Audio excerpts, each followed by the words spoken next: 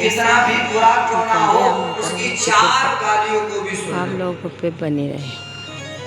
आज मैं यदि हमें भागवत किसी से सुनना स्वार्थ है तो उससे आप ही प्रेम सुनिए। करो, उससे मित्रता रखो, तब हमारा काम बन सकता है, अन्यथा क्रोध में नहीं बनेगा।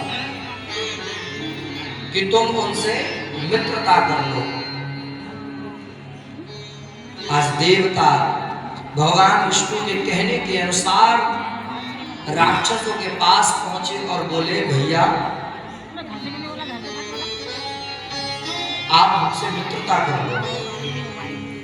देखो ये संसार के लोग हैं, हम हैं तो एक ही पिता की संतान। भले हमारी माँ दो है, आप दूसरी माँ के गर्भ से हो, हम दूसरी माँ के गर्भ से हैं, परंतु पिता तो हमारे एक ही है, तो हम भाई भाई कहलाए। देखो भैया ये संसार के लोग हमसे जलते हैं और जब जब हमारी दुश्मनी रहती है तब तब ये लोग फायदा उठाते हैं। राक्षस तो ठहरे राक्षस, बुद्धि भ्रष्ट, वो समझ ना सके और उन्होंने देवताओं से मित्रता कर ली। और जब देवताओं से मित्रता करी तो देवताओं ने एक प्रस्ताव रखा, भैया हम और आप मिलकर के समुद्र मंथन करेंगे। राक्षस बोले, उससे हमारा क्या फायदा? बोले, समुद्र मंथन में अमृत निकलेगा और अमृत को पी करके हम अमर हो जाएंगे। राक्षस बड़े प्रसन्न हुए, ठीक है हम समुद्र मंथन करने को तैयार हैं। महाराज मंत्राचल पर्वत के लिए भगवान ने अजित अवतार लिया। पर्वत ही इतना भारी था, उसे कोई ला ही नहीं सकता था, तो भगवान अजित उस पर्वत को लेकर के आए। और जब पर्वत डूबने लगा तो उसे अपनी पीठ पर धारण करने के लिए भगवान ने कच्छप अवतार ले लिया। बोले भक्तवत्सल भगवान की जय। अब समुद्र मंथन की बारी आई कि अब समुद्र मंथन के लिए रस्सी कहां से लाई जाए।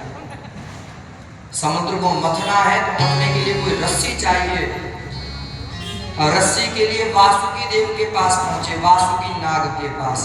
अब उस वासुकी नाग से जाकर के प्रार्थना करी कि भैया आप हमारी रस्सी बन जाओ। वासुकी बोला, इसमें हमारा क्या स्वार्थ है, हमारा क्या फायदा है?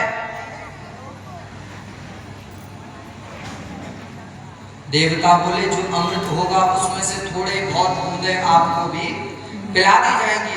वासुकी तैयार हो गए, अब वासुकी को रस्सी बनाया गया और महाराज समुद्र मंथन किया गया। और जब समुद्र मंथन हुआ तो सबसे पहला रत्न निकला विष। समुद्र मंथन में सबसे पहला विष निकला रत्न के रूप में। अब उस विष को कोई तो पिएगा नहीं। इस दिल्ली में हो रहा है भागवत। अब उस विष के लिए भगवान शंकर को बुलाया गया, तो सभी देवता मिलकर के बुलाने लग गए, सभी राक्षस मिलकर के बुलाने लग गए। और कैसे? वो तेरा पल पल बीता जाए, मुख से जपले नमः शिवाय। तेरा पल पल बीता जाए, मुख से